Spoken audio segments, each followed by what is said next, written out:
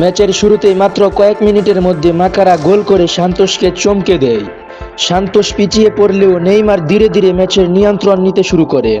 প্রথমার্ধের শেষ দিকে নেইমারের দারুণ পাস থেকে গাব্রিয়েল গোল করে 1-1 করেন। ম্যাচের মাঝে নেইমার একবার পড়ে গিয়ে হাঁটুতে চোট পেয়েছেন কিনা এমন শঙ্কা তৈরি হয়। চিকিৎসার জন্য মাঠের বাহিরে চলে যান। এভাবে 2-3 বার তিনি মাঠের বাহিরে গিয়ে আবার দলের জন্য মাঠে ফিরে আসেন এবং দলের জন্য খেলতে থাকেন। দ্বিতীয়ার্ধে সান্তোস চাপ বাড়ায়। গাবিগোল এর 2টি গোল অফসাইডের কারণে বাতিল হয়। এরপর নেইমারের কর্নার থেকে উইলান এরো হেড করে 2-1 গোল করে। অর্থাৎ নেইমার নিজে গোল না করেও 2 গোলেই সরাসরি অবদান রাখেন। একটি অ্যাসিস্ট এবং একটি কর্নার থেকে অ্যাসিস্ট। ম্যাচে তিনি শুধু আক্রমণেই নয়, নেতৃত্ব দেখিয়েছেন।